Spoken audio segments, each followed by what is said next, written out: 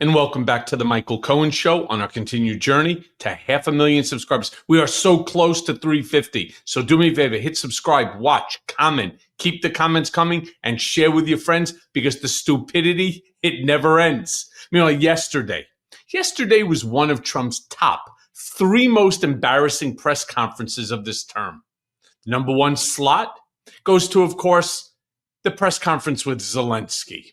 The next after that, the president of South Africa, Cyril Ramaphosa. And of course, rounding up third, yesterday's presser with German Chancellor Friedrich Merz. Now, today, as we all should know, is D-Day. And in anticipation, Trump discussed D-Day with Merz. But unfortunately, Trump seems to have forgotten his world history. Play the clip. June 6th, tomorrow, this is D-Day anniversary, when the Americans once ended a war in Europe.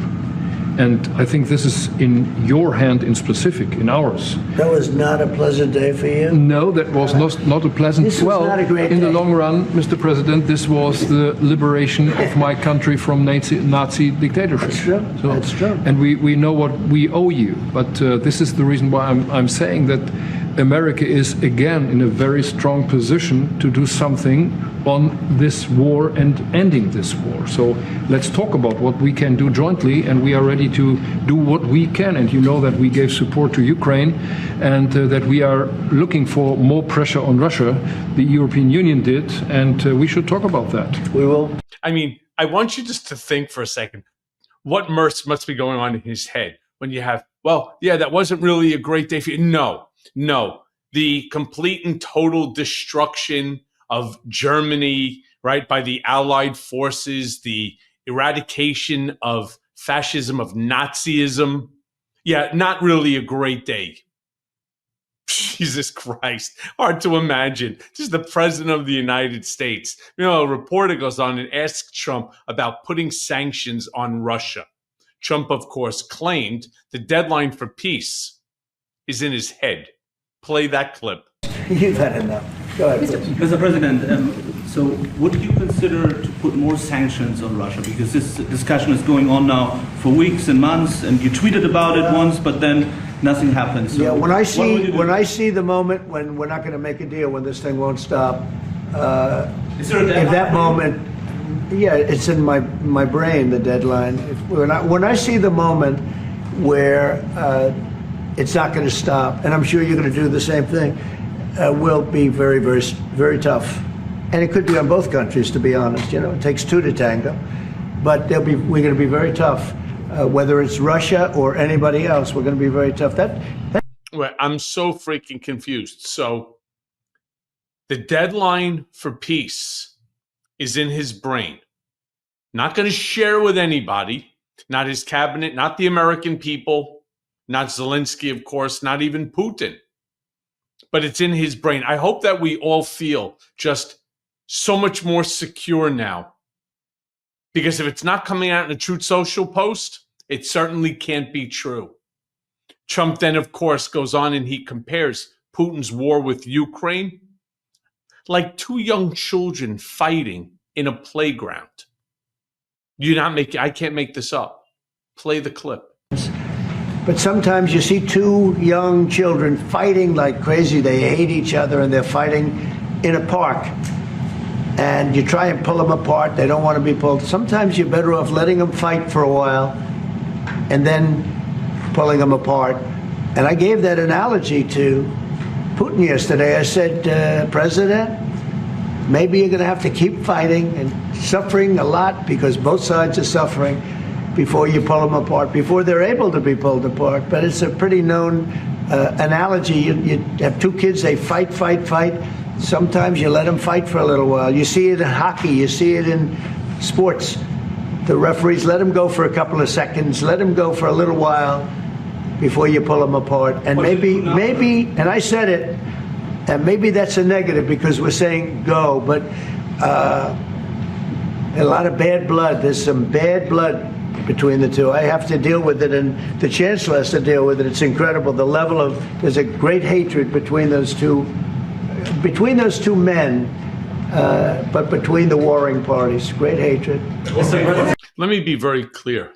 The level of stupidity in that comment is boundless.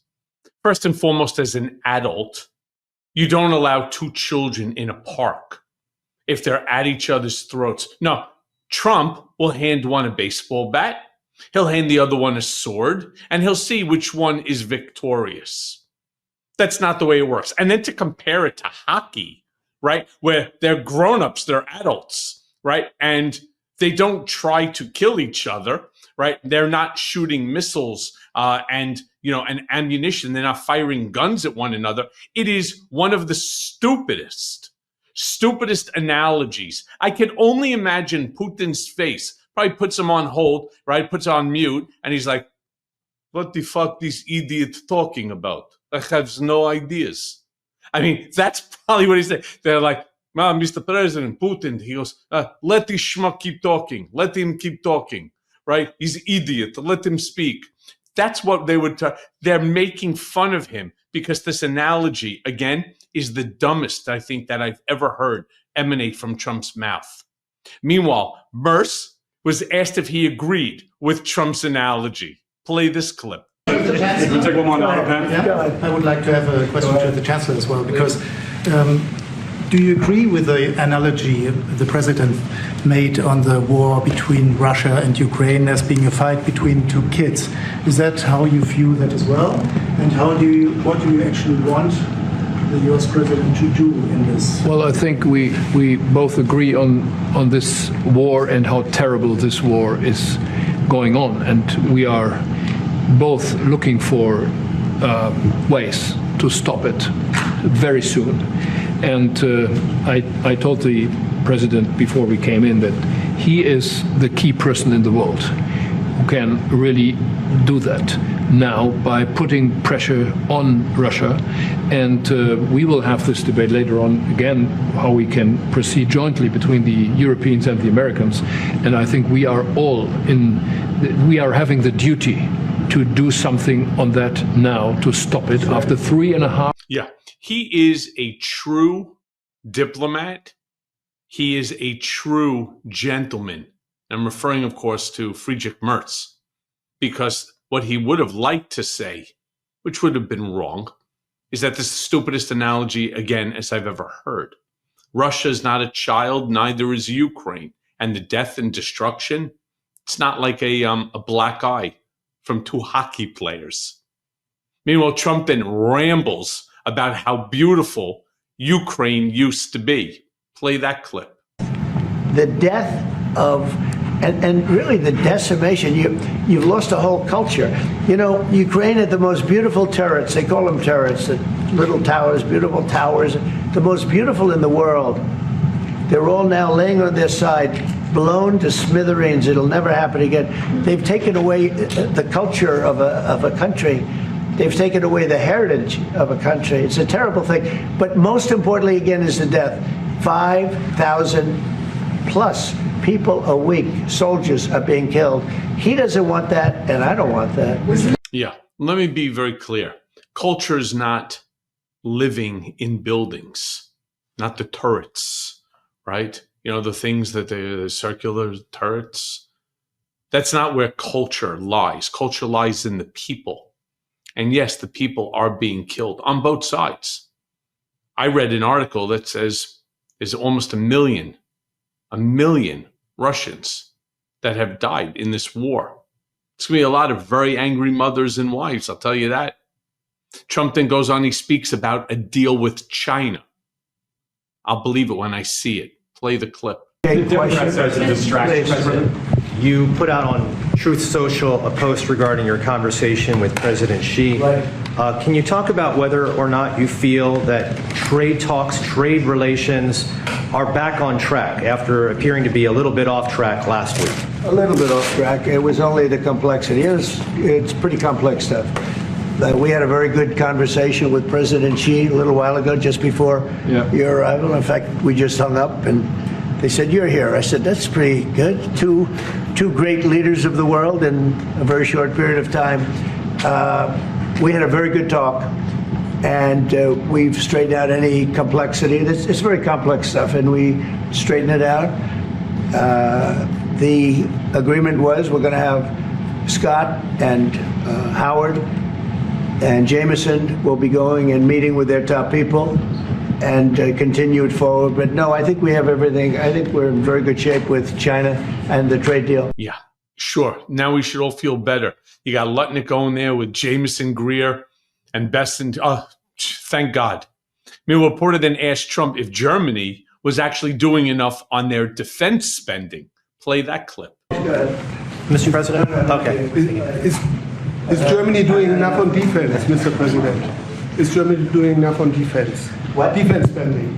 Is Germany doing enough on defense? The Chancellor wants to. Is Germany doing enough on Chancellor wants to defense? spend 3.5. Well, I don't know. I mean, I haven't discussed it very much. I know that you're spending more money on defense now, and quite a bit more money, and that's a positive thing.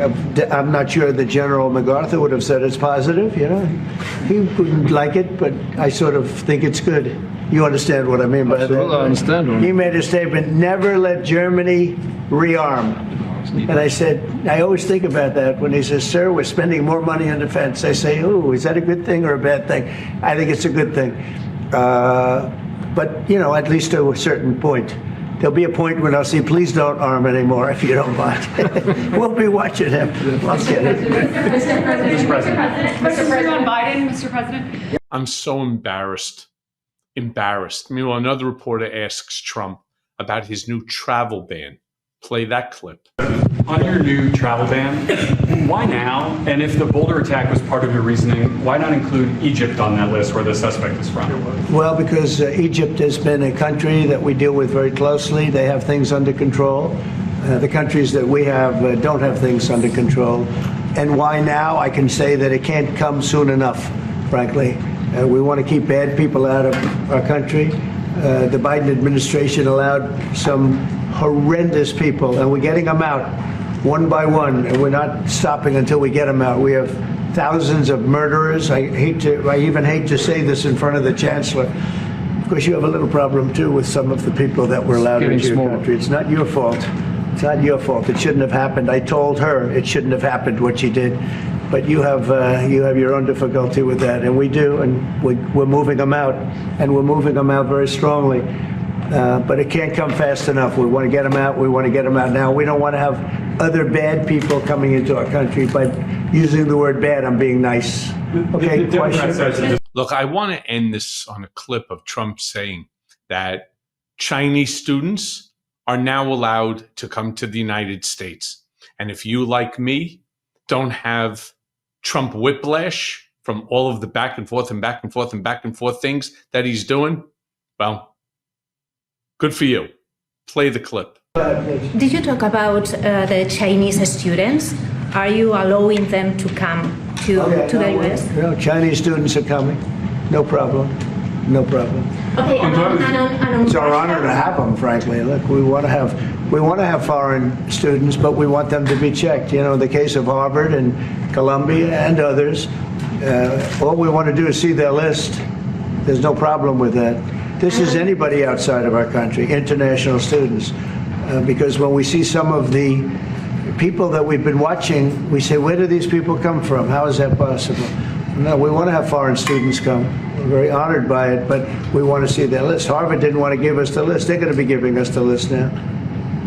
I think they're starting to behave, actually, if you want to know the truth. Okay.